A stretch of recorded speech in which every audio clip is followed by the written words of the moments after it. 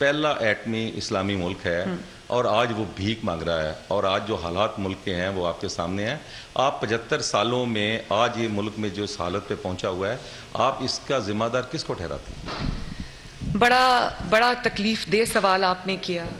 پاکستان جس طرح سے ترقی کر رہا تھا، آگے بڑھ رہا تھا، وہ کچھ لوگوں کو تکلیف ہو گئی اس کی. 2017 تک، آپ 2013 سے 2017 کا پاکستان دیکھ لیں، کس طرح دنیا سے انویسٹمنٹ آ رہی تھی.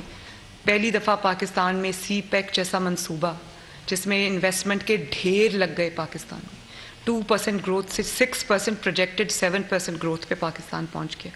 IMF کا پہلی بار جو معاہدہ تھا اس کو نہ صرف پورا کیا بلکہ اس معاہدے کے رہتے ہوئے 4 سال نہ ڈالر کو بڑھنے دیا، نہ چینی کی قیمت بڑھنے دی، نہ آٹے کی قیمت بڑھنے دی، نہ بجلی کی قیمت بڑھنے دی، نہ تیل کی قیمت بڑھنے دی، نہ سبزیوں کی قیمت بڑھنے دی، نہ گوشت کی قیمت بڑھنے دی. 4